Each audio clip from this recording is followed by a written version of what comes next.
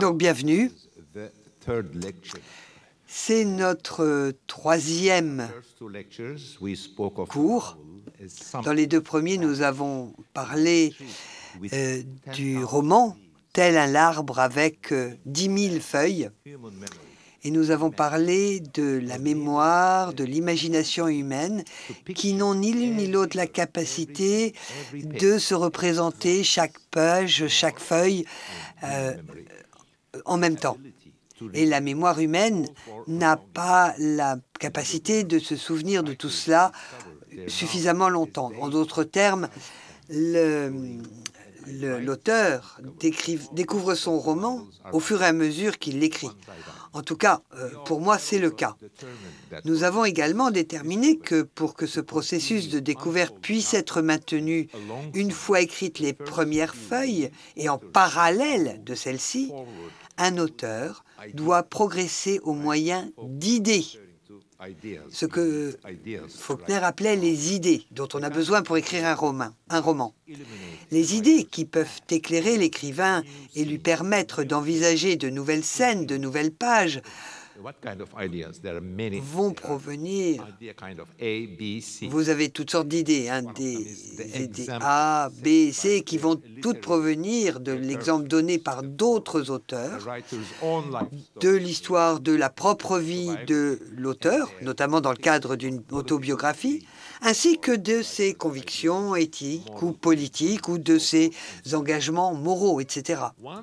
Une fois les premières feuilles écrites, les éléments qui vont ensuite stimuler le romancier, qui vont lui montrer la voie à suivre, qui vont faire progresser l'histoire, et donc faciliter la génération de nouvelles feuilles, de nouvelles branches, ce sont ces créatures fictives que l'on appelle les personnages du roman.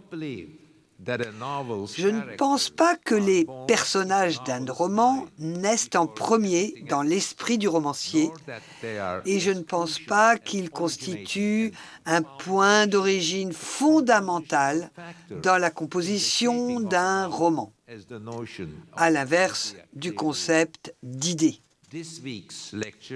Donc, dans notre discussion de cette semaine, je vais, du moins en partie, réfuter cette idée préconçue. Mais soyons clairs, je ne suis pas en train de dire que les personnages d'un roman ne sont pas importants. Cette pensée ne me viendrait jamais à l'esprit. Vous savez pourquoi je dis ça? Parce que la prochaine fois que je vais publier un roman, quelqu'un qui aura assisté à ces cours va dire « Ah ben les personnages sont faibles, mais c'est normal parce que Orhan Pamuk a dit que les personnages ne sont pas importants. » Non, non, pas du tout. Au contraire.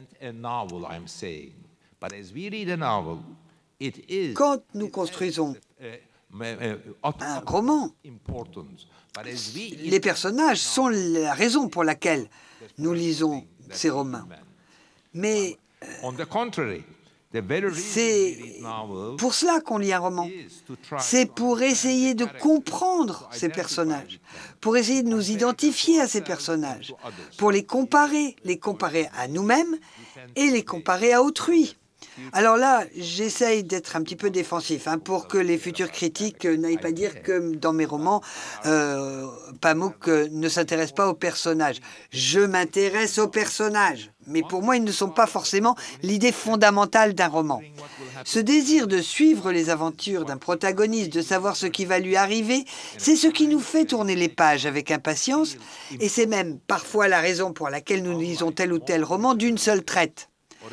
Contrairement aux lecteurs plus lettrés, ou du moins contrairement à ce que nous attendons d'eux, les lecteurs de littérature populaire ont également tendance à tirer des enseignements des aventures des protagonistes, de leurs changements de fortune, et de tirer des conclusions auxquelles l'auteur n'a peut-être même pas pensé lui-même.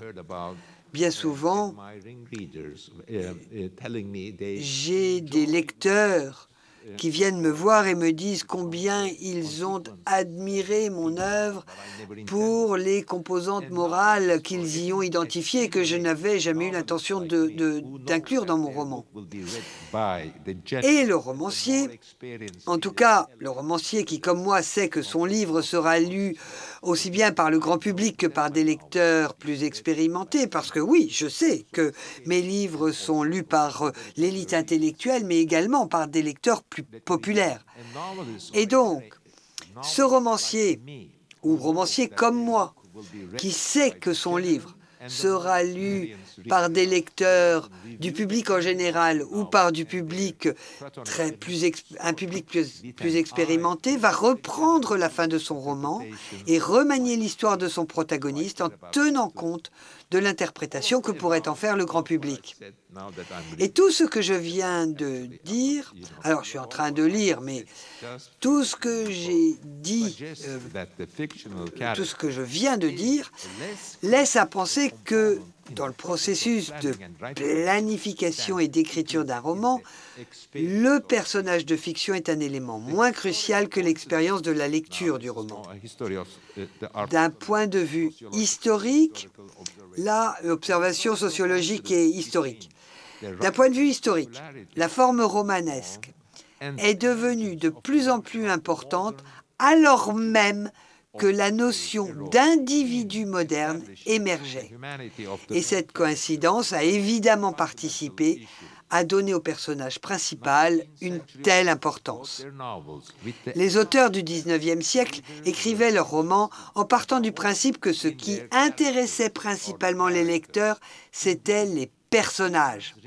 En effet, les lecteurs se souvenaient des romans feuilletons publiés en épisodes dans les journaux grâce au nom des différents protagonistes, grâce à leur personnalité, grâce aux illustrations qui étaient parfois commandées pour illustrer le texte dans les pages culturelles des journaux.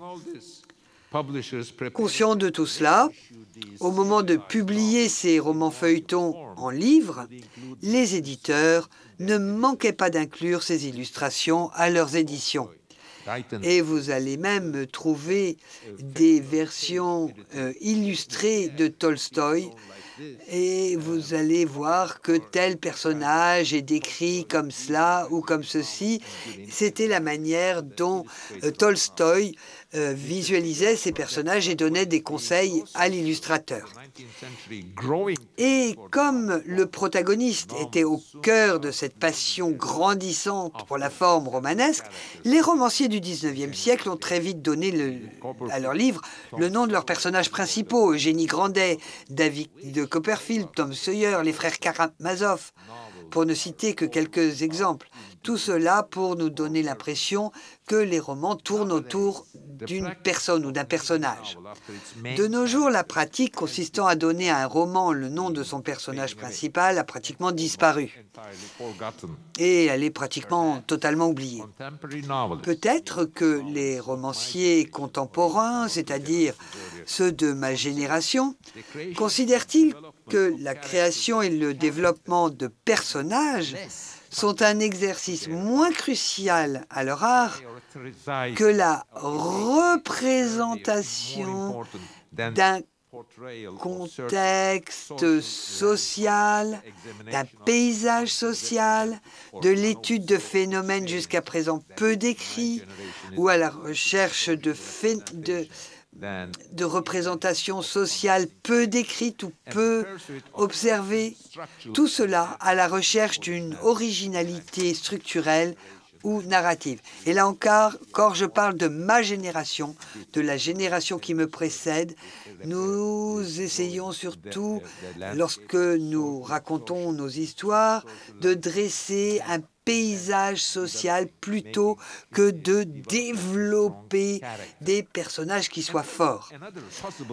Une autre raison à tout cela c'est qu'au fur et à mesure que la forme romanesque est devenue la forme littéraire dominante partout dans le monde, les romans les plus aboutis sont traduits dans de très nombreuses langues différentes. Et il peut être difficile de se souvenir d'un nom étranger ou d'en traduire la signification dans une autre culture. Personne ne se souviendrait d'un nom turc parce que c'est compliqué, à part pour les Turcs. Enfin, les habitudes de lecture ont évolué au cours des 170 dernières années. Aujourd'hui, nous lisons des romans moins pour explorer les profondeurs cachées de l'âme humaine à travers l'histoire d'un personnage en particulier que pour découvrir la variété et la richesse de l'expérience humaine. Et là, j'implique le fait que l'expérience humaine s'est beaucoup développé au cours des 170 dernières années. Et c'est tellement développé qu'aujourd'hui, les auteurs essayent de nous raconter tout cela. Et le fait de réduire tout cela à un seul personnage, eh bien, ça ne suffit pas. Quelquefois, les lecteurs vont se souvenir du paysage social dont je parle comme étant un personnage, en fait. Les différents types de techniques narratives qui sont apparues dans le roman au cours des 150 dernières années se concentrent moins sur l'âme humaine et cherchent à nous permettre de nous repérer plus facilement dans un monde complexe et de le mettre au regard de notre propre expérience. Au cours des 10 dernières années, le nombre croissant de romans autobiographiques publiés dans des séries apparemment sans fin, par exemple Knausgaard, a réduit la notion de personnage, une figure que la forme romanesque a peut-être cimentée dans notre imagination collective, à celle d'un individu ordinaire, sans qualité exceptionnelle. Alors tout d'abord, vous aviez James Joyce avec Ulysse. Pour moi, il me semble qu'il s'agisse d'un développement, d'une évolution égalitaire et démocratique qui s'inscrit dans le cours de l'histoire.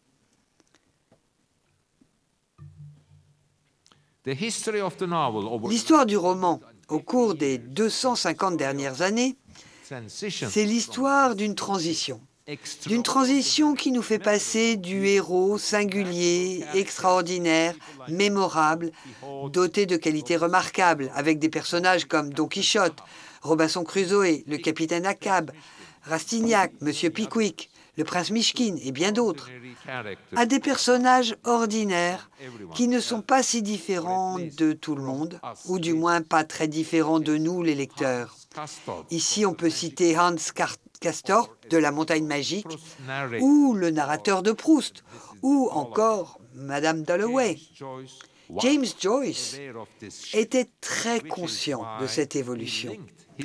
Et c'est pourquoi il a lié son histoire, l'histoire d'Ulysse racontée sur plus de 1000 pages, à une journée normale dans la vie de son protagoniste, voire même une journée assez ennuyeuse, et il a lié tout cela à la mythologie grecque antique. Je dis par là que la vie de son personnage était tellement ennuyeuse qu'il l'a reliée à la mythologie grecque ancienne.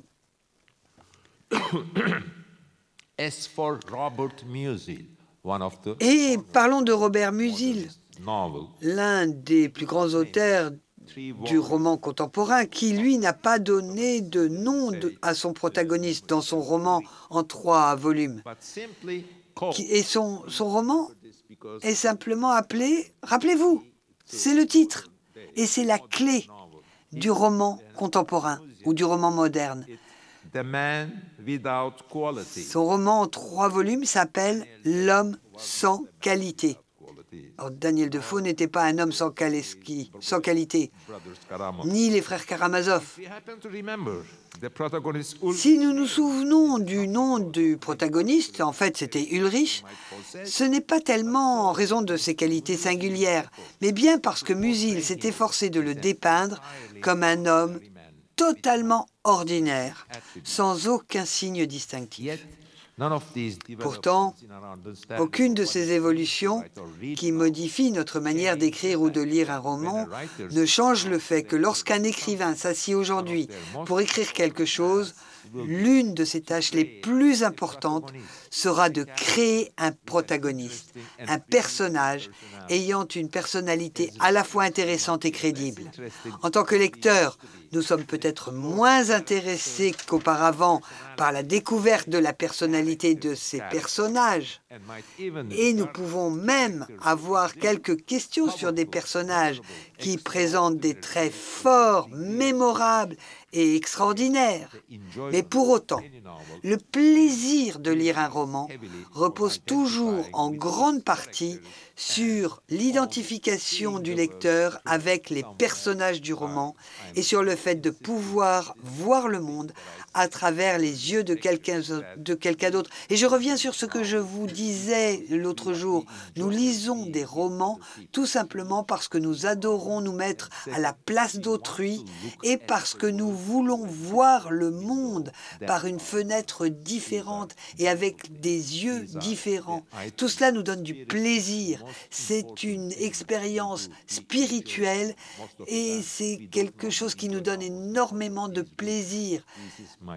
Et c'est l'argument que je propose par rapport au plaisir de la lecture. Puisque nous parlons du plaisir de voir le monde à travers les yeux de quelqu'un d'autre, permettez-moi d'aborder la technique dite du point de vue. Cette technique a beaucoup évolué et cette évolution a marqué l'histoire du roman au cours des 150 dernières années.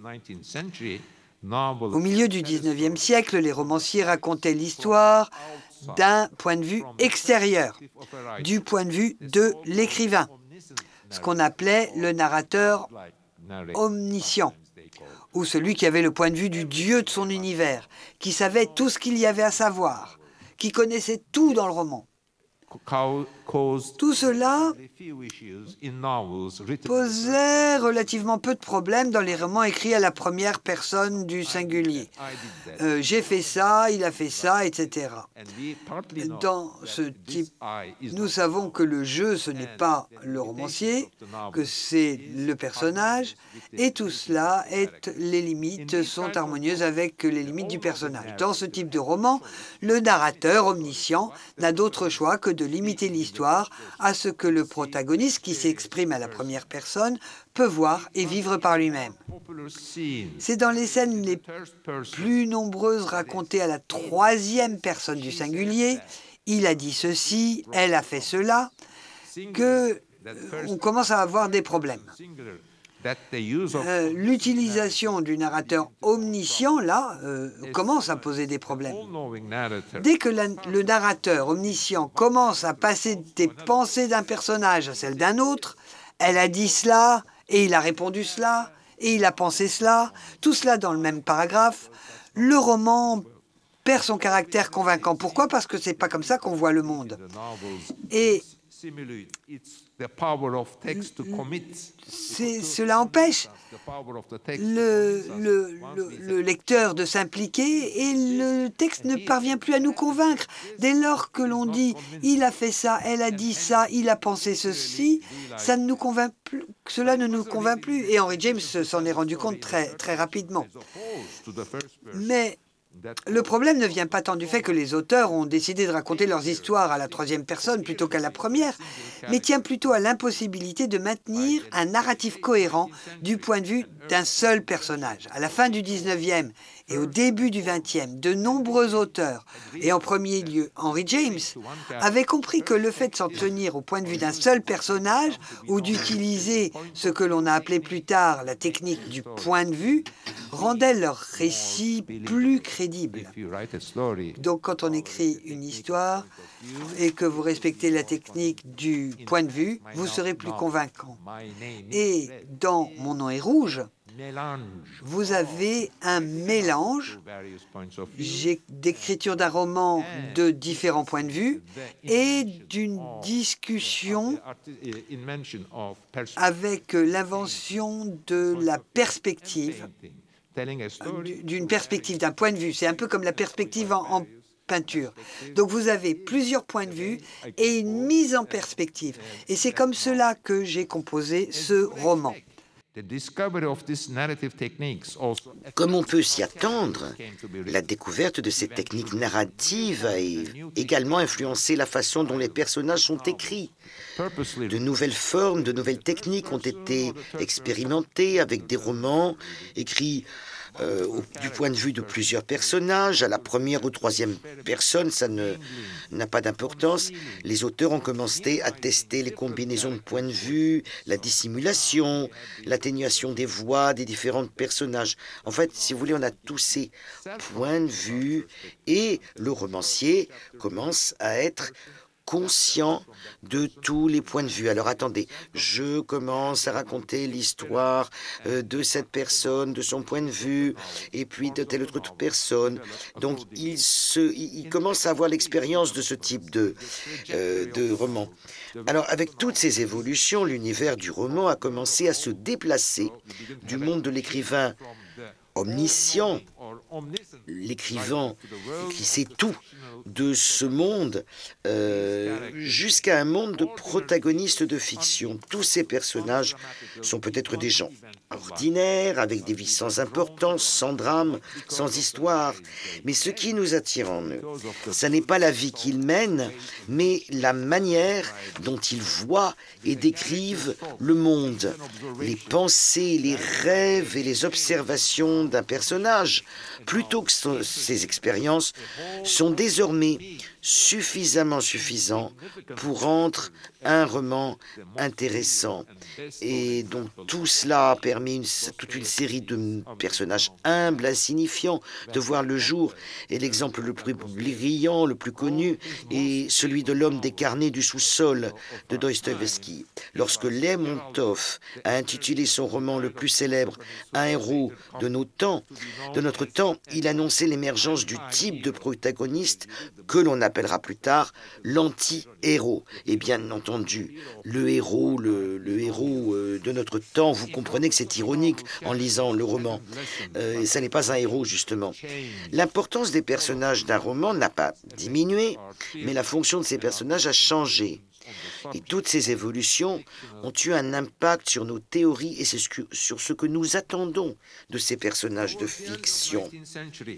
Vers la fin du XIXe siècle, la combinaison de cette importance donnée au rôle du protagoniste avec ce que j'appellerais le côté sombre, impénétrable, je dirais même mystique de la créativité littéraire ou de toute créativité, a entraîné l'émergence d'une sorte de mystique autour du concept du héros de roman. Quand je dis mystique, je parle de quelque chose d'irrationnel, d'une pensée irrationnelle qui consiste à mettre un sujet sur un piédestal, mais sans rationalité. Donc il y avait une mystique du héros à la fin du 19e, au début du 20e, quand on aimait ces romans que l'on appelle aujourd'hui des classiques. À cette époque, parler des personnages était plus important que de parler des romans eux-mêmes. Les frères Karamazov, je me souviens, j'avais 20 ans pourtant, et avec mes amis littéraires, on disait « Est-ce que tu es comme Dimitri? Est-ce que tu es comme Yosha ?» Nous choisissions des personnages. Donc l'objectif premier du romancier était d'utiliser sa créativité, son intuition pour trouver les personnages appropriés. Ensuite, l'histoire coulait d'elle-même puisqu'elle était écrite par les personnages, par leur vitalité, leur énergie. C'est ça qui allait faire se dérouler le roman. Et c'est ce que le romancier et théoricien du roman E.M. Forster voulait dire lorsqu'il affirmait, il y a plus de 100 ans, c'était un professionnel du roman qui a été invité à l'université de Cambridge, comme moi aujourd'hui, et il en a fait un livre de ses cours qu'il donnait à Cambridge. Et d'ailleurs, je ferai un livre de ses cours. Et il a donc écrit un livre qui s'appelait Les aspects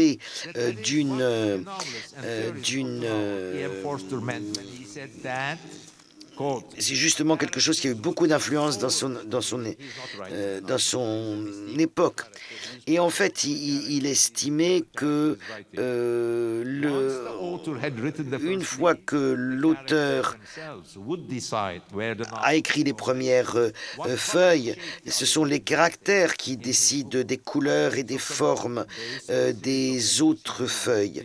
Dans son livre Aspects of the Novel, donc une conférence, comme je l'ai dit, une série de conférences à Cambridge, et qui ont eu une influence considérable sur la littérature anglo-saxonne, ça je l'ai déjà dit. Foster en fait réfléchit au conflit entre les personnages d'un roman et ce que nous appelons l'idée du roman, et finit par proclamer l'indépendance des personnages. Et je cite Foster. Les personnages, écrit-il, essaient de vivre leur propre vie et par conséquent se voient souvent contraints de trahir le propos principal du livre. Ils s'enfuient, ils deviennent incontrôlables. D'ailleurs, c'est assez naïf de s'exprimer ainsi. Peut-être suis-je trop cartésien, trop logique, pour m'imaginer que voilà, les caractères entraînent le roman et qu'on essaye de les retenir. Nous pouvons interpréter cette déclaration, que je trouve légèrement infectée et un petit peu naïve, comme signifiant que le processus de recherche, la sélection, la description d'un personnage est l'aspect créatif le plus important du roman lui-même. En fait, je dois dire que j'adore les personnages. C'est eux que j'aime. Ailleurs, dans la même série de conférences, Foster déclare que le romancier se saisit de son stylo, entre dans cet état anormal que l'on a pris coutume d'appeler inspiration, et essaie de créer des personnages, d'inventer des personnages, de se lancer dans ce sorte de mysticisme.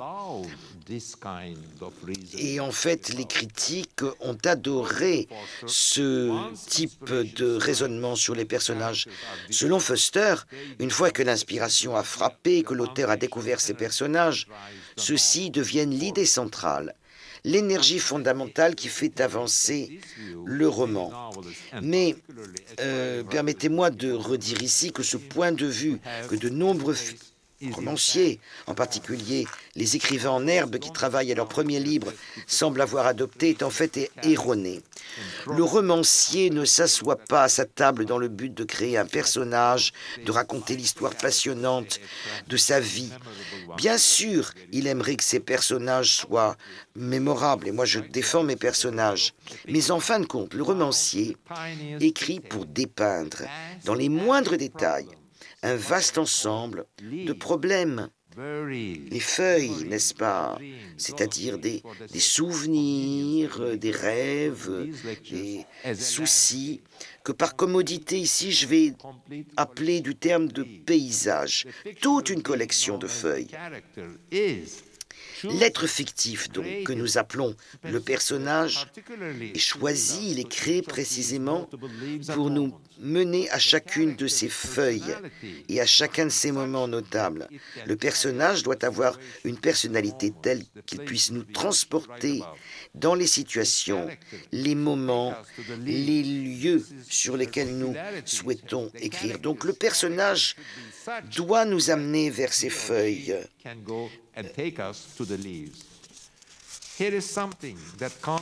Sur lesquels nous souhaitons écrire. Voici une expérience que d'innombrables romanciers ont vécue dans le monde entier. Que vous soyez un romancier, un auteur très célèbre ou un débutant, vous avez tous cette expérience. Et alors, quand quelqu'un vous aborde, comme beaucoup d'auteurs d'ailleurs, cela m'arrive, plein d'enthousiasme et vous parle d'un personnage, d'une personne qu'il en tête, vous devriez écrire des romans sur cette personne.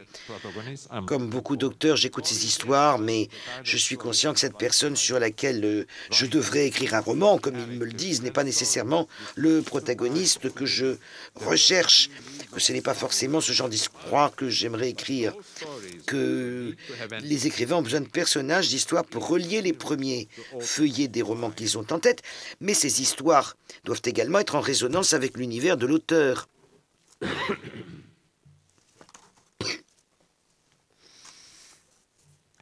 Au cours de ces 50 dernières années, j'ai interviewé un grand nombre de personnes différentes pour mes recherches, dans le cadre de mes recherches pour l'écriture de mes romans. Et cela ne m'a pas nécessairement donné de nouvelles idées quant au caractère que devraient avoir mes personnages de fiction. Mais cela m'a permis d'ajouter de nombreuses nouvelles feuilles très convaincantes à l'arbre du roman que j'étais en train d'écrire. Pour un romancier comme moi, la recherche n'est pas un moyen de découvrir de nouveaux personnages, mais c'est un moyen d'enrichir mon personnage, de découvrir mon paysage, de découvrir des détails de la vie. Par exemple, d'apprendre comment les miniatures ottomanes ont été peintes, ou comme dans une étrangeté en moi, de découvrir comment est préparée la boza. Tous ces détails de la vie quotidienne. Ce n'est pas pour trouver le personnage que je recherche là-dessus. Comme je le dis, le personnage, il arrive après. L'idée qu'un protagoniste puissant, habilement imaginé ou tiré d'une expérience vécue, pourrait suffire à faire avancer un roman dès les premières pages, recèle un élément d'irrationalité qui a rarement été remis en question. L'objection la plus importante que je connaisse a été formulée par Vladimir Nabokov lorsqu'il répondait à une question sur les personnages qui prennent l'intrigue de vitesse. C'est ce que disait E.M. Forster. Nabokov lui répondait « Ce sont mes galériens ». Ce qui était un moyen de rappeler que c'était bien lui qui dirigeait ses personnages et qu'il utilisait la logique pour composer ses romans, que ce n'était pas les personnages qui le tiraient en avant. Dans une certaine mesure, le concept de personnage de Foster ressemble à ce que Faulkner lui appelait l'idée. Son rôle dans l'écriture d'un roman est comparable au lien entre Madame Bovary et Anna Karénine. Foster était conscient qu'une confiance excessive dans le protagoniste, en tant qu'idée principale du roman, pouvait nuire à la vivacité, la plausibilité du portrait dressé par l'œuvre. En fait, E.M. Forster a également dit quelque chose dans son livre qui contredit l'esprit du roman, en particulier pour ce qui est de l'exploration de l'idée. Et il dit, si les personnages ont une liberté totale, ils mettent le livre en pièces. Donc il confesse que l'idée du livre, le message, la forme du livre, ses idées politiques, éthiques, tout cela, c'est important. Et si vous donnez trop de pouvoir au personnage, il va rentrer en contradiction avec tout ce qui vient d'être dit. Partant du principe de ce que nous entendons par personnage, ici c'est une idée puissante agissant comme force motrice d'un roman, cette remarque de Foster nous montre qu'il était conscient du problème. En fait, ces théories, ces notions, cette rhétorique ont pris une nouvelle importance au premier quart du XXe siècle après la révolution bolchevique. Dans les années 30, l'État communiste voulait quelque chose d'irrationnel. L'État communiste, le ministère de la Culture ont imposé la dictature de romans communistes et a muselé les écrivains.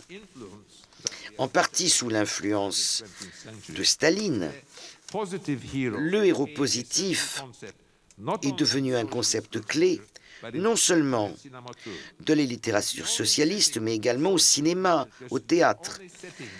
La seule chose qui distingue le roman socialiste des romans réalistes sociaux ou réalistes bourgeois du XIXe est que le roman socialiste met toujours en scène un héros positif, qui persévère face au mal et met à profit son érudition et sa conscience de classe pour éclairer ceux qui l'entourent. Des années 30 aux années 80, les auteurs des romans soviétiques qui étaient autorisés à publier leurs livres semblaient se comporter comme s'ils avaient oublié le sage conseil de Tolstoï dont nous avons parlé il y a 2 semaines. Vous vous souvenez de ce que je vous avais dit? Si un personnage est bon, ajoutez un peu de mal. Et s'il est mauvais, ajoutez un peu de bien. Ce que nous voyons dans ces romans, c'est que là, dans ces romans-là communistes, s'ils étaient mauvais, on les rendait encore plus mauvais, les personnages. S'ils étaient bons, on les rendait encore meilleurs. Donc, au milieu du XXe siècle, la critique littéraire marxiste était encore très influente. Je me souviens avoir travaillé sur mon premier roman en Turquie dans les années 1970, caché dans mon petit coin. Et d'ailleurs, j'étais tout à fait prêt à être étiqueté comme un réaliste bourgeois. J'avais discuté avec avec toute une génération de romanciers socialistes pour savoir si tel ou tel personnage était assez positif ou assez méchant ou trop méchant. Et là, d'ailleurs, je dois citer ce que dit le philosophe et critique littéraire marxiste hongrois Georgi Lukács sur le héros. Alors, selon lui, l'une des fonctions du protagoniste d'un roman est d'incarner certaines des principales contradictions de la société. Dans un roman historique, le protagoniste doit non seulement représenter ces contradictions, mais également indiquer le sens du progrès de l'histoire. Cela rappelle les paroles de Stendhal à la fin du Rouge et du Noir, du Rouge et le Noir, selon lequel les romans tendent un miroir à la société. Et Lukács nous dit là que la fonction du personnage du roman n'est pas intuitive et semi-mystique comme chez Foster, mais plutôt fonctionnelle et utilitaire. Donc c'est l'invention du personnage qui permet de faire avancer le roman. Vous voyez, c'est une explication fonctionnelle et pas mystique que moi je donne. Le héros existe pour nous montrer quelque chose.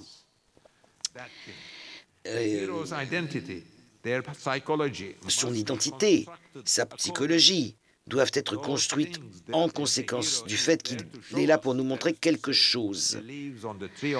Le héros est là pour nous montrer ces choses, c'est-à-dire les feuilles de l'arbre du roman.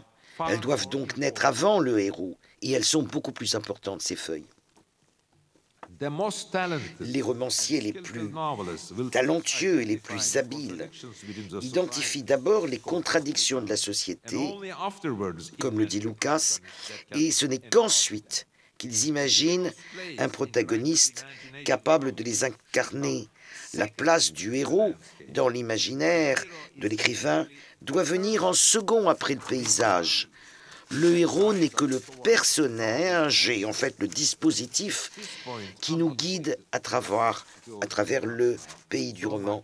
Et là, je ne vais plus parler de Lukács, mais plutôt de mon expérience personnelle. Et je vais vous donner un exemple. Les protagonistes de mon roman historique Mon nom est rouge, qui se déroule en 1951, alors ces protagonistes, ce sont un ottoman qui s'appelle Black, qui s'intéresse beaucoup aux miniatures. Il y a également une femme mariée, mère de 2 enfants, qui s'appelle Shekouré.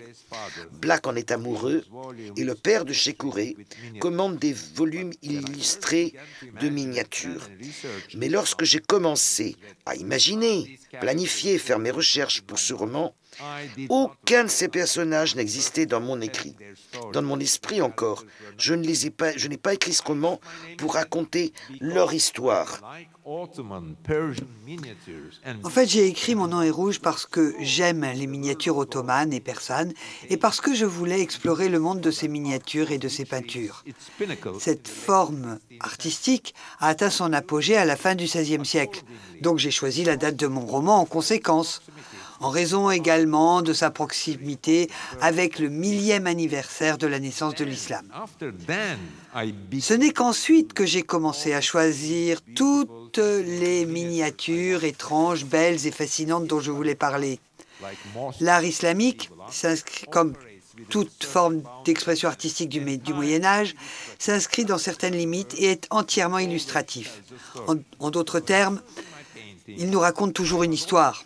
Donc en choisissant mes tableaux, je choisissais les histoires que je raconterais à partir d'une culture islamique classique et je choisissais aussi les peintures que mes miniaturistes et artistes allaient créer. Ce sont donc là les feuilles qui allaient composer le paysage que je souhaitais décrire. Après avoir choisi tous ces éléments, eh bien, j'ai imaginé une histoire pour relier les feuilles, pour créer des personnages qui permettraient de relier tout cela. Et ensuite, je les ai placés dans l'histoire. Donc les feuilles sont arrivées en premier et ensuite, j'ai inventé l'histoire et ensuite les personnages sont arrivés. À la différence de ce que vous pourriez croire en m'écoutant, mon esprit n'a pas travaillé sur ces différents aspects à des moments distincts. Au contraire, je pensais petit à petit à mon paysage, à l'histoire, aux personnages, et tout cela en même temps. Mais ce qui est le plus important, c'est que les feuilles étaient la première chose sur laquelle j'ai travaillé. Une fois que j'ai eu ma collection de feuilles, j'ai eu mes personnages.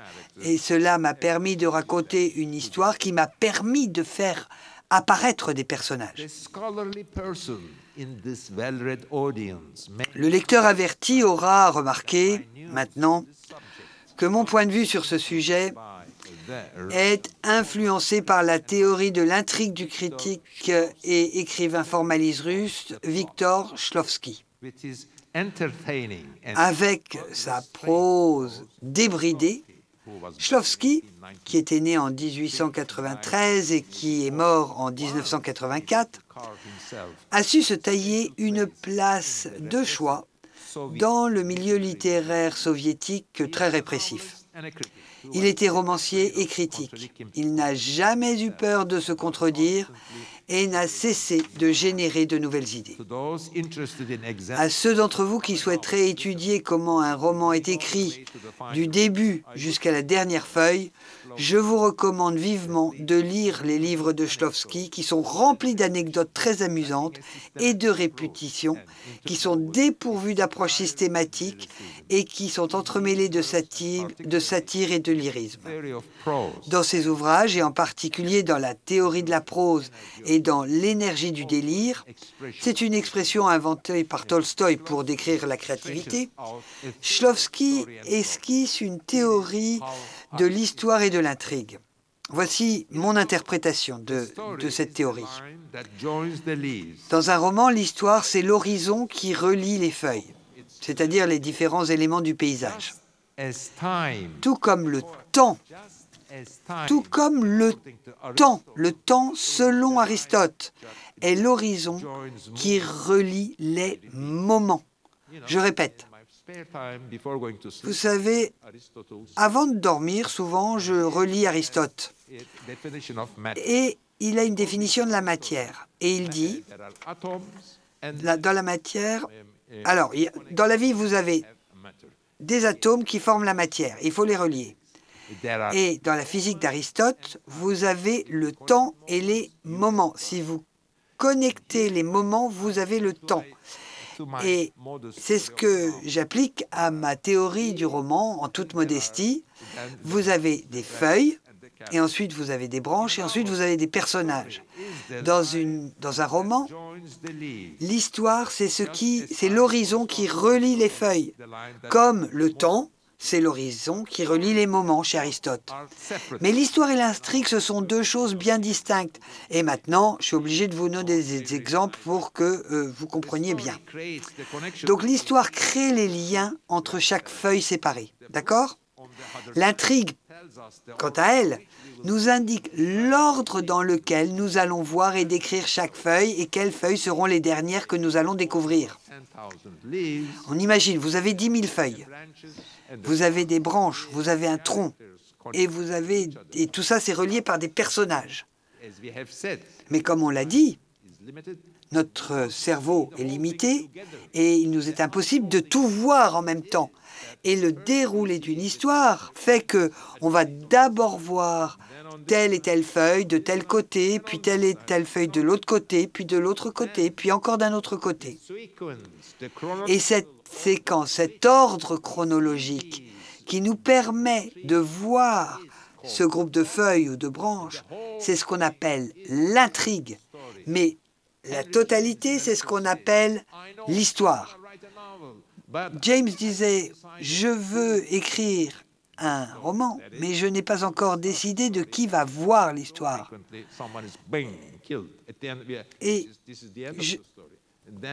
Parce que vous pouvez commencer une histoire et vous allez la poursuivre, même si vous savez qu'à la fin, tel personnage va mourir, mais il ne peut pas mourir au début, sinon c'est la fin de l'histoire. Donc, il faut avoir une intrigue.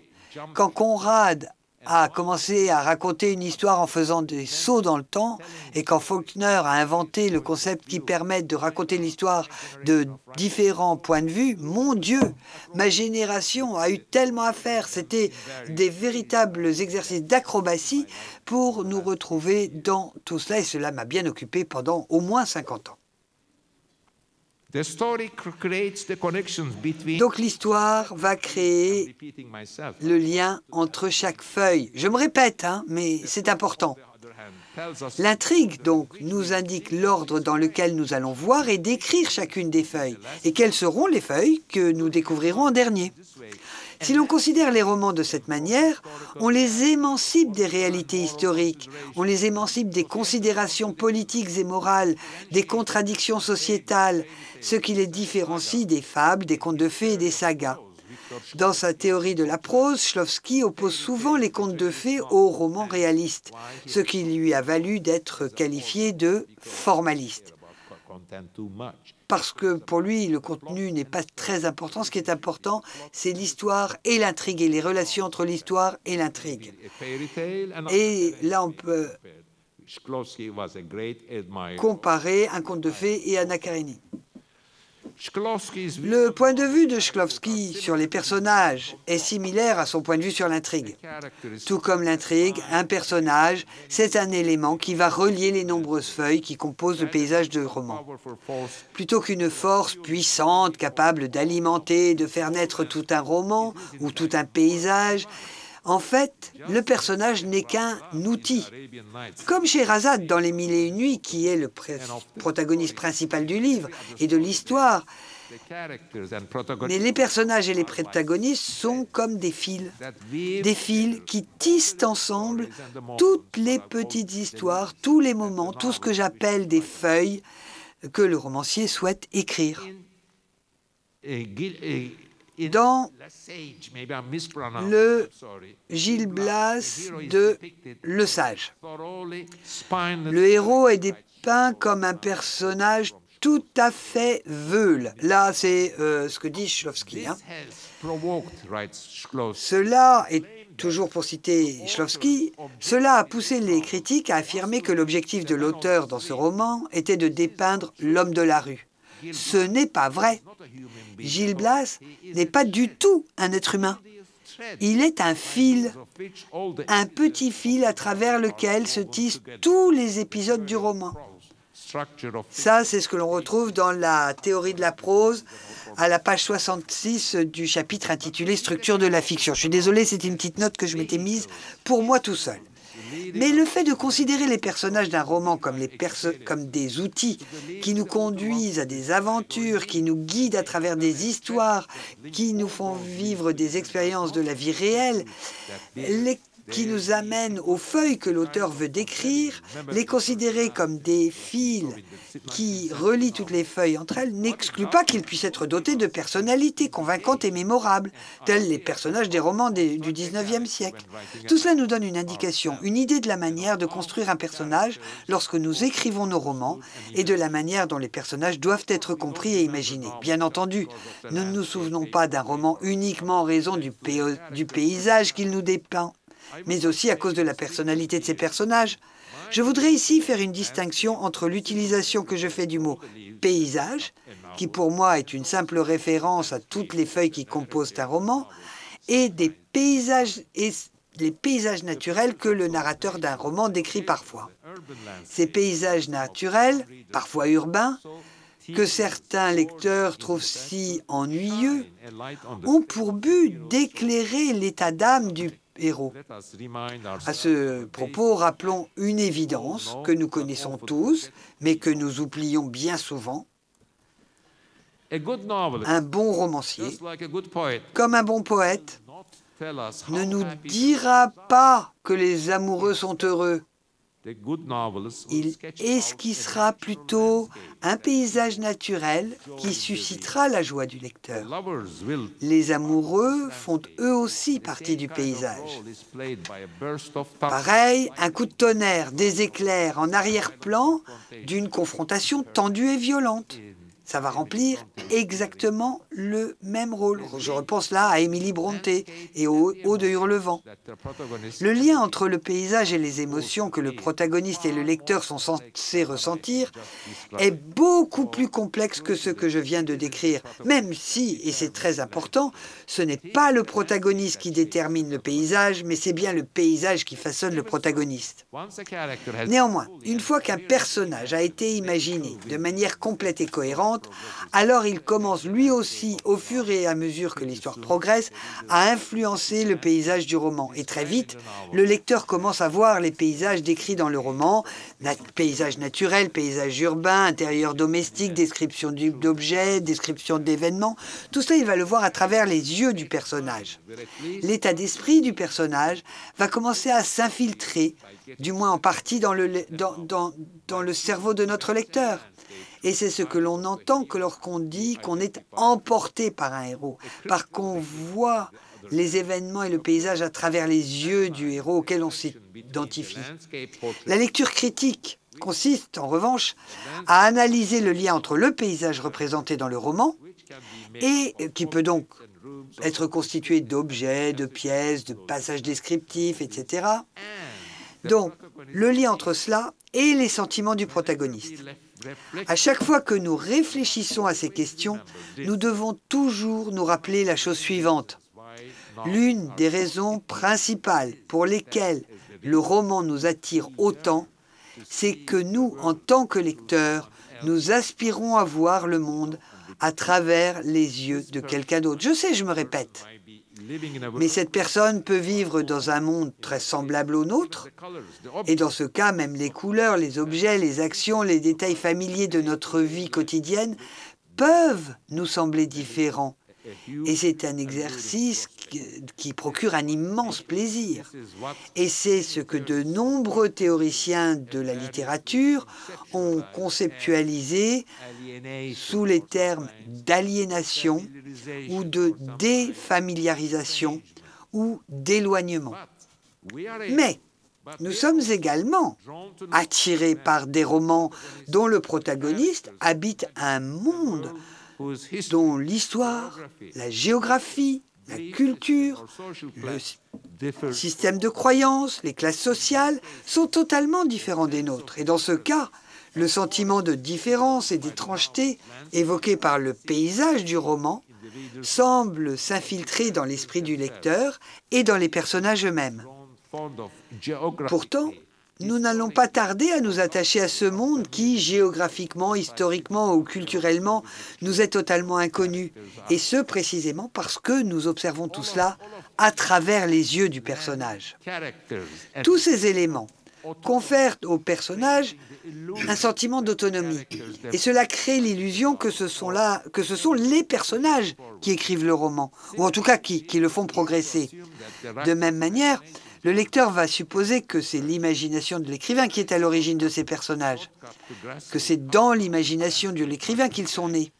Le meilleur raccourci pour comprendre comment le paysage d'un roman doit en fait précéder ces outils que l'on appelle des personnages, c'est de penser à la fiction de genre. Par exemple, les romans fantastiques, les romans historiques ou la science-fiction. Aucun auteur de roman historique Je reprends. Aucun auteur de roman historique ne se met au travail en pensant qu'il va créer un personnage antipathique qui finira par creuser sa propre tombe à la Coriolan chez Shakespeare. Non, c'est pas comme ça que ça commence. Ce que l'auteur va s'efforcer de faire, c'est d'écrire un roman qui va dépeindre dans les moindres détails le monde de la Rome antique au 5e siècle avant notre ère. Avant de commencer à écrire, le romancier ne se dit pas « je vais écrire Coriolan ». Shakespeare n'écrivait pas de romans historiques d'ailleurs. Mais quand on écrit des romans, on ne commence pas comme cela non plus. Avant de commencer à écrire Guerre et paix, ou Les Décembristes qu'il a abandonnés d'ailleurs, Tolstoï avait lu un très grand nombre de mémoires, de documents, de lettres, d'histoires. Les personnages ne se sont formés dans son esprit que beaucoup plus tard, grâce à toutes les informations qu'il avait recueillies. Et pour parler de fiction de genre, permettez-moi de mentionner Orlando de Virginia Woolf, que l'on peut considérer à la fois comme une œuvre de fiction fantastique et comme un roman historique. En fait, c'est une combinaison des deux. Ce livre brillant est un parfait exemple qui nous permet d'étudier l'illusion fondamentale que les romans peuvent générer chez le lecteur et parfois aussi chez l'écrivain, à savoir l'impression qu'un protagoniste, une fois imaginé de manière brillante, peut en quelque sorte devenir autonome et apparaître comme la force motrice qui façonne les événements et le paysage. Orlando peut être considéré comme un roman fantastique, étant donné que son protagoniste éponyme vit 350 ans et que, vers le milieu du roman, il se réveille d'un long et mystérieux sommeil pour découvrir qu'il s'est transformé d'homme en femme. Ainsi, il a commencé le roman en homme, Orlando, et notre protagoniste le termine en tant que femme. Il s'agit également d'un roman historique, car les aventures d'Orlando sont un témoignage de l'histoire de l'aristocratie anglaise. On pourrait également dire qu'Orlando est un roman picaresque, parce que le protagoniste part en guerre, s'embarque dans de nombreuses aventures, gagne la confiance de la reine Élisabeth, est envoyé comme ambassadeur à Istanbul, épouse une gitane, mène une longue vie avec elle et leurs 3 enfants, etc. Par rapport à un roman réaliste, aucun de ces événements, ni par exemple les scènes qui se déroulent à Istanbul ou à Bursa, ville d'ailleurs que Virginia Woolf n'avait jamais visitée de sa vie, ne sont totalement crédibles. Pourtant, ce roman reste extrêmement divertissant, très profond, très agréable à lire. Et à chaque fois que je pense à ce roman, que j'enseigne depuis de nombreuses années dans mes cours de littérature comparée, et à chaque fois que je repense au protagoniste Orlando, j'ai un grand sourire qui m'éclaire le visage, comme si je venais de rencontrer à nouveau un ami charmant, excentrique et drôle que je connaissais dans la vie réelle, ou comme si je me souvenais du Julien Sorel de Stendhal. Ce sont de magnifiques personnages, des personnages qui, même si on lit et on relit le roman, on se souvient de ces personnages, ils deviennent des amis. Orlando est un personnage plus singulier, plus mémorable que les héros de fiction convaincants que l'on trouve dans de très nombreux romans réalistes, psychologiques et dramatiques de la même époque. Alors maintenant, la question est, mais quel est le secret d'Orlando? C'est un roman fantastique, vous avez un héros qui vit 350 ans, et tout le monde s'en souvient.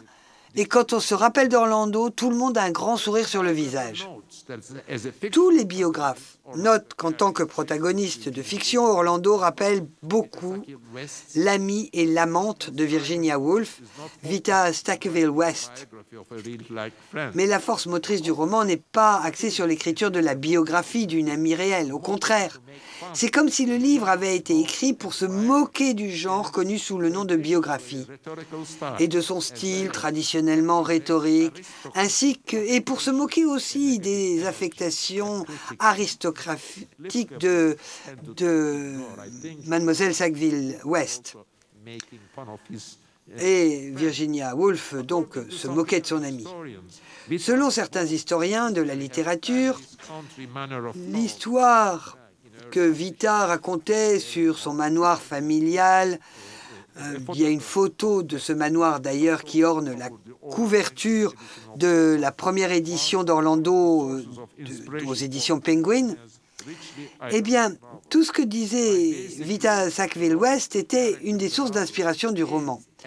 Mon opinion sur le rôle du personnage dans le roman est résumée dans mes réflexions sur le livre de Virginia Woolf, qui alterne des passages de prose absolument magnifiques avec des sections plus ennuyeuses, voire même quelquefois incompréhensibles, remplies d'allusions et de confidences que seul un lecteur avisé et très bien versé dans l'histoire de la littérature anglaise pourrait comprendre.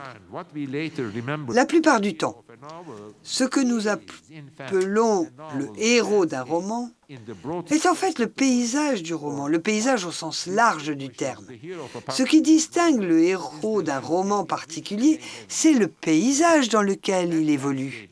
Ce paysage est composé des vêtements que porte notre héros, de ses bijoux, de ses médailles, de ses ustensiles de cuisine, de la table à laquelle il va s'asseoir, des pièces de sa maison, des maisons dans lesquelles il va vivre, des rues dans lesquelles il se déplace, de son quartier, de sa ville, de son pays. Nous observons tous ces détails au travers des yeux des autres personnages qui sont liés à notre protagoniste. Et naturellement, ces individus secondaires font également partie de ce que j'appelle le paysage du roman. Et ce paysage va à son tour les façonner. Maintenant, l'une des raisons pour lesquelles Orlando est un roman si surprenant, si joyeusement indifférent aux conventions stylistiques du roman du début du XXe, c'est que Woolf l'a écrit pour s'amuser et n'a pas pris cette entreprise trop au sérieux.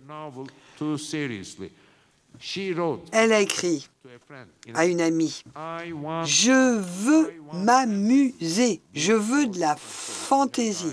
C'est ce qu'elle écrivait dans son journal. Orlando n'était pas aussi important pour elle que certains de ses romans précédents, tels que La chambre de Jacob ou Mrs. Dalloway.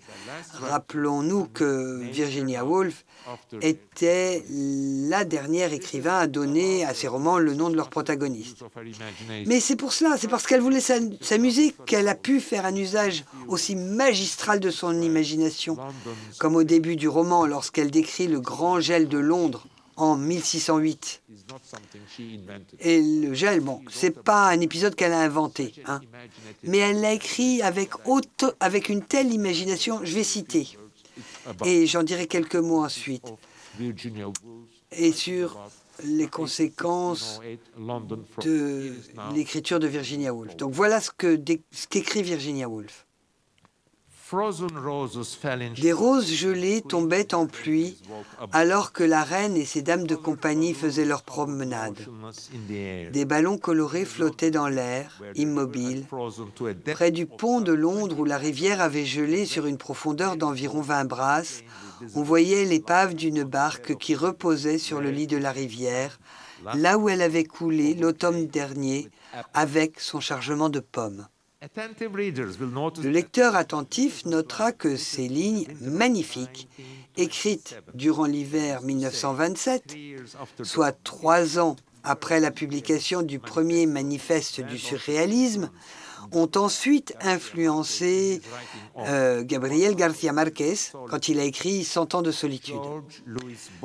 George Luis Borges, qui avait traduit Orlando en espagnol avec l'aide de sa mère, c'est ce que nous racontent ses biographes.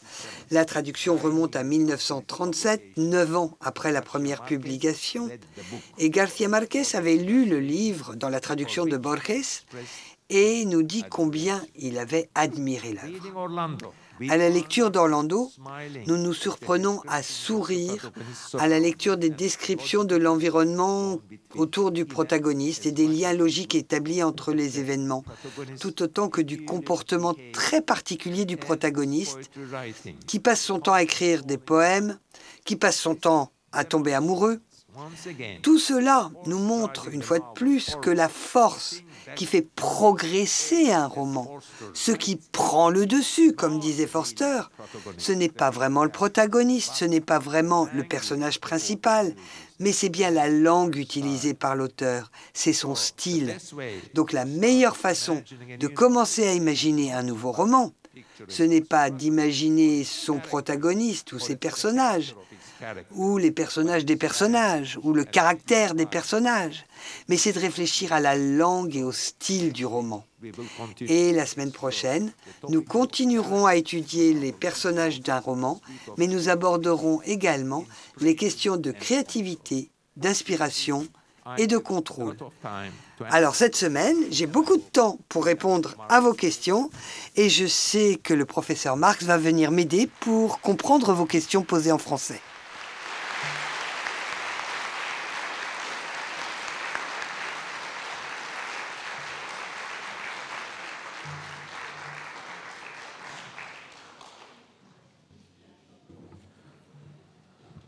Okay, so thank you, Orhan, for this wonderful lecture.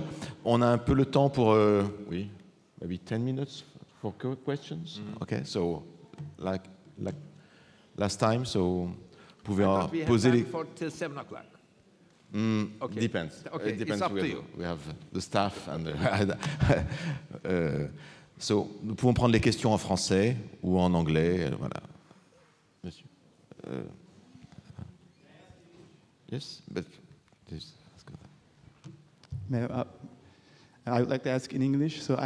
Je vais poser la question en anglais. J'ai deux questions pour vous. D'abord, quel type de lecteur êtes-vous? Qu'est-ce qui vous fait aimer quelque chose? Mais d'un autre côté, comment est-ce que vous profitez d'un livre? Oui, en fait, je ne suis pas sûr d'avoir compris votre question. En fait, je me dis, comment est-ce que vous pouvez prendre du plaisir à lire un roman? Comment est-ce que vous lisez? Eh bien, vous savez, moi j'aime analyser un roman, mais ce n'est pas parce que vous êtes médecin que vous ne pouvez pas tomber malade. C'est pas parce que vous êtes, je sais pas, que vous êtes bouché que vous pouvez ne pas aimer la viande. Oui, alors attendez, je voudrais reformuler la question parce que justement ça fait partie d'une question que je voulais vous poser. Vous nous avez dit tout à l'heure que l'écrivain ne pense pas d'abord à ses personnages, mais qu'il conçoit d'abord une idée générale. Mais le lecteur, en fait, s'intéresse davantage aux personnages. Mais vous êtes auteur, mais vous êtes en même temps un lecteur. Donc c'est lié à la question qui vient d'être posée. Alors, est-ce que votre expérience de romancier influence la façon dont vous lisez lorsque vous êtes un lecteur, ou est-ce que ça la gâche? Peut-être oui, peut-être non. Nous changeons d'habitude aussi avec la vie. Lorsque j'étais jeune, je lisais des romans, pas seulement pour en profiter comme roman, comme lecteur, mais justement apprendre sur d'autres personnages, apprendre de Julien Sorel, comment il se comportait. Je voulais savoir comment les gens se comportaient, comment ils dormaient, comment ils mangeaient, enfin... C'est une éducation extraordinaire, c'est un enseignement extraordinaire de lire des romans. Vous rentrez dans la vie privée de ces gens-là, vous rentrez dans la cuisine d'une personne qui vit au XVIe siècle ou au XVIIIe siècle. Vous êtes dans un autre pays, vous assistez aux conversations que mènent ces gens-là. Il y a tellement de façons de profiter de ça. Mais c'est ce que j'appelle contempler le paysage. Donc oui, les romans du XIXe siècle sont plus centrés sur les personnages, sur le souhait de suivre les personnages. Et quand on lit les frères Karamazov, en fait, c'est aussi une façon de lire quelque chose qui concerne le tempérament humain, l'âme humaine, en fait. Mais votre question suggère que je suis un tel expert Alors, c'est un petit peu comme si j'étais un célèbre œnologue et qu'on me dise « Mais monsieur, comment faites-vous pour déguster le vin? Qu'en pensez-vous » Non, mais en fait, si vous voulez, j'ai probablement plus d'expérience que vous. Peut-être va vous dire l'œnologue, mais si on lance une nouvelle marque de vin, je saurais peut-être mieux que vous ce qu'il faut en penser, parce que je comparerais ça avec mon expérience. Alors, il n'y a rien de mieux pour moi, après avoir écrit pendant des années déjà, de me dire, on me dit que telle ou telle personne est un grand romancier, une grande romancière. Ça peut être aussi la jalousie. Enfin bon, je ne vais pas citer le nom, mais enfin bon. Et alors, la deuxième question que vous aviez. Oui.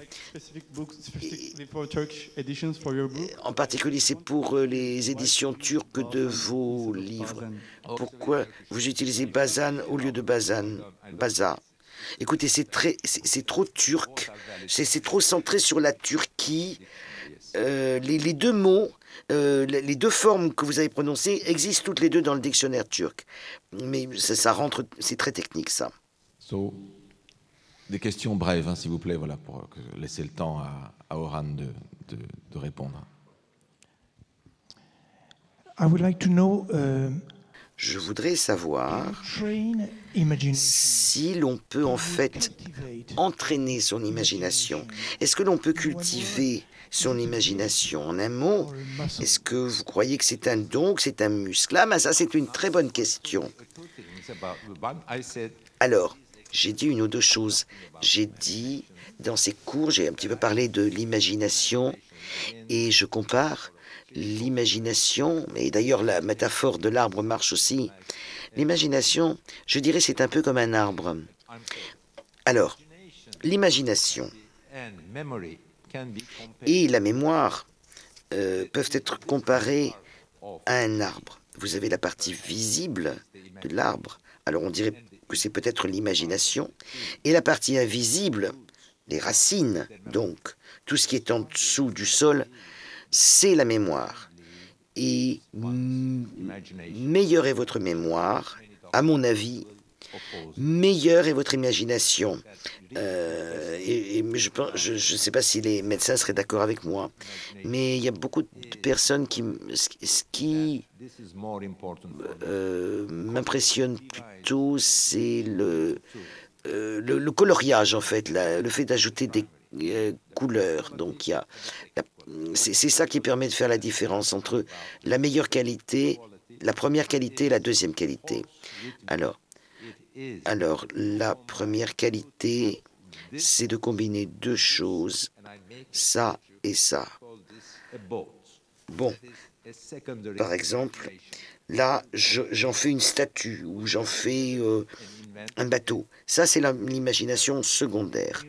Ce qui vous permet d'inventer une troisième chose. Mais ça n'est pas quelque chose de complètement nouveau. C'est en fait une combinaison de deux éléments différents, distincts. Ça, c'est Courage qui disait ça. Et Borges aussi. Alors, le deuxième type d'imagination, c'est l'imagination primaire. C'est quelque chose que l'on n'avait jamais imaginé auparavant. Et vous l'imaginez quand même. L'impossibilité ou la rareté de cette imagination est illustrée par le fait que vous avez, par exemple, plusieurs personnes dans une pièce, vous leur dites, allez, inventez quelque chose. Parce que l'invention, la création, c'est toujours une réaction à quelque chose. Si je vous montre cet objet, vous allez peut-être commencer à imaginer quelque chose. Et donc là, votre imagination, en fait, est secondaire. Mais vous pouvez imaginer quelque chose qui n'existait pas avant.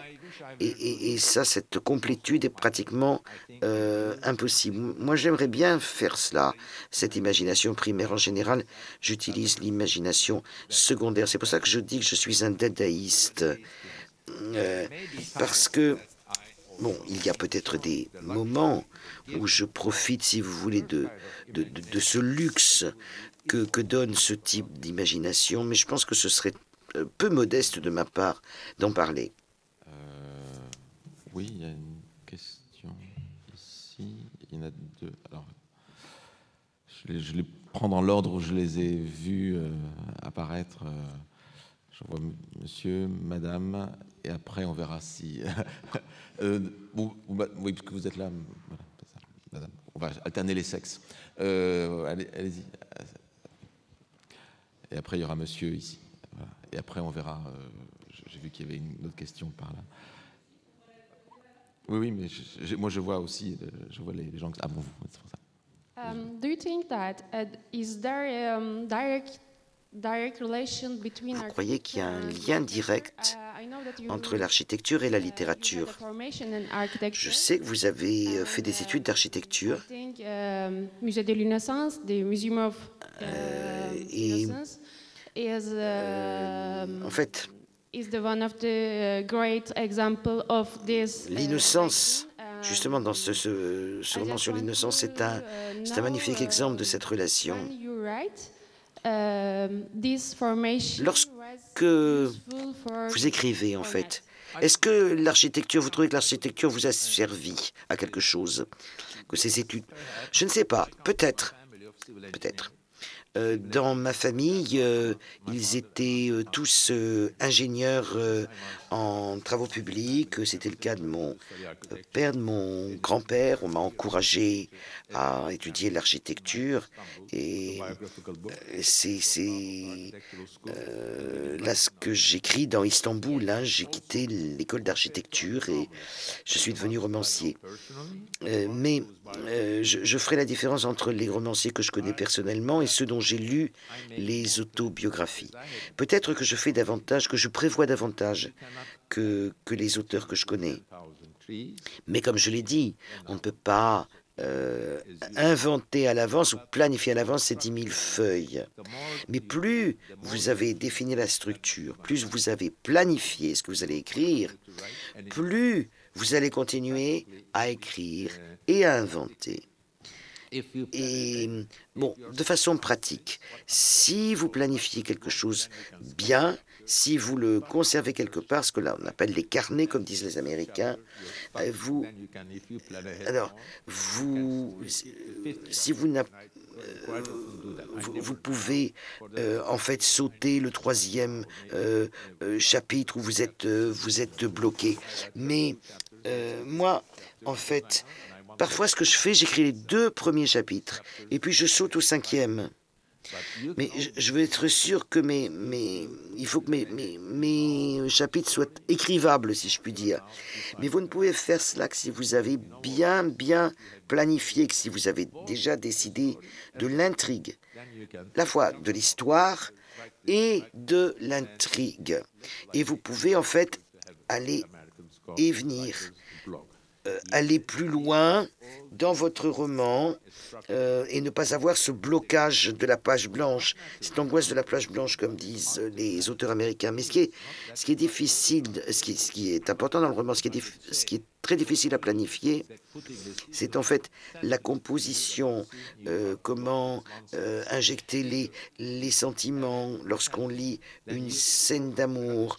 Vous avez une scène d'amour, et puis après vous passez à un autre chapitre où quelqu'un va compter son argent. Donc là, c'est difficile.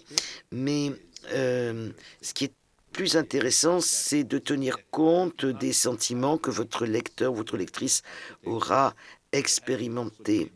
On ne peut pas seulement compter sur l'architecture et le lire en fait comme si on venait de l'écrire. Si vous écrivez des romans comme les miens, ambitieux, cultivés, littéraires, et si vous écrivez lentement, comme je le fais, vous vous perdez dans la forêt. Vous perdez de vue, si vous voulez, l'expérience des sentiments que votre lecteur ou votre lectrice aura ressenti à la lecture des pages précédentes. Alors, je ne sais pas comment je survis, mais enfin bon, voilà ma recette et j'ai survécu. Le monsieur qui était... Non, il y avait le monsieur qui était là. Voilà, c'était... Attendez, depuis longtemps. Beaucoup de gens, quand ils consomment des médias, des films, des séries, n'importe quoi, ils veulent connaître l'intrigue en lisant une critique avant même d'avoir commencé à lire le livre. Est-ce que c'est quelque chose qui vous fait peur? Est-ce que vous vous inquiétez de cela quand vous écrivez? Non. Eh bien, justement, je vais parler de ce prolapsus. Vous savez, comme j'appelle cette chute, c'est-à-dire, paf, on parle d'un roman, d'un personnage, et je vous raconte ce qui va se passer dans 20 ou 30 ans, ce qui va lui arriver dans 20 ou 30 ans. C'est d'ailleurs ce dont je vais vous parler la semaine prochaine. Non, j'aime bien faire ça, au contraire. Vous savez, le meilleur roman, à mon avis, qui ait jamais écrit, c'est Anna Karenine. Et je le donne à mes étudiants. Et puis alors, il y en a qui n'ont pas commencé à lire, qui n'ont pas fini de lire le roman. Et puis alors je dis, ah mais attendez, vous savez bien que Anna Karenine, chers étudiants, elle meurt à la fin. Ah non, monsieur le professeur, vous nous gâchez tout le plaisir. Ah bah je dis, écoutez, c'est pas un club du livre là, hein. C'est pas un book club, hein. Ici c'est une classe de littérature. Bon, mais merci beaucoup, Ron.